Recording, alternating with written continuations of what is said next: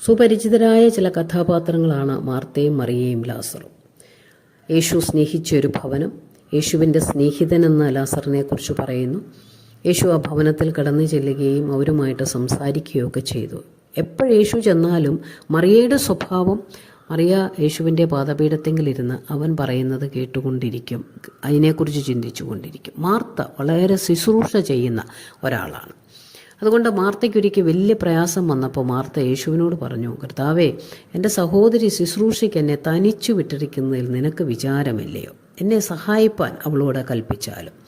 അതിന് യേശു ഒരു മറുപടി പറഞ്ഞത് ഇങ്ങനെയാണ്: മാർത്തയെ മാർത്തയെ, നീ പലതിനെ ചൊല്ലി വിചാരപ്പെട്ടും മനം കലങ്ങിയും ഇരിക്കുന്നു. എന്നാൽ അല്പമേ വേണ്ടൂ, അല്ല ഒന്നു മതി.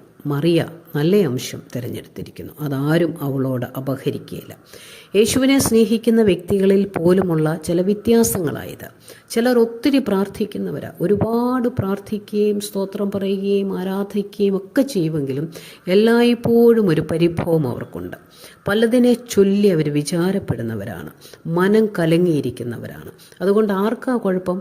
അവർക്ക് തന്നെയാണ് കുഴപ്പം. അങ്ങനെ ഇരിക്കുന്ന വ്യക്തികൾക്ക് ഒരിക്കലും ഒരു സ്വസ്ഥതയില്ല, സമാധാനമില്ല.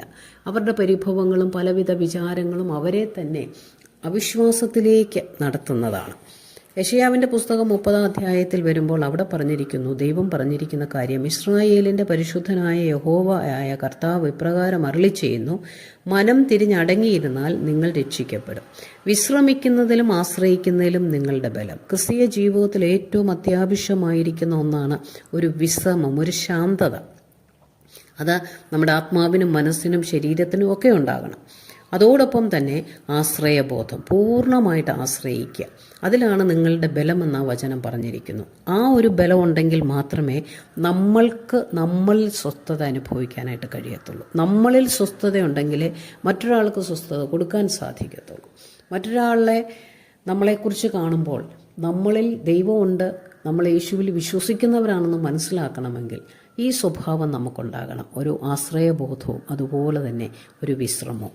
പരിഭവത്തിൻ്റെയും പരാതിയുടെയും കാര്യങ്ങൾ തന്നെ നമ്മൾ പറഞ്ഞ് നമ്മളെ തന്നെ അസ്വസ്ഥരാക്കുന്നതിന് പകരം നമ്മൾ യേശുവിലുള്ള ആശ്രയബോധത്തോടെ അവൻ്റെ ബലത്തിൽ നമുക്ക് ജീവിക്കാൻ ദൈവം നമ്മളോട് പറയുന്നു. നമുക്കത് അങ്ങനെ ആകാം. അതിന് ദൈവം നമ്മെ സഹായിക്കും.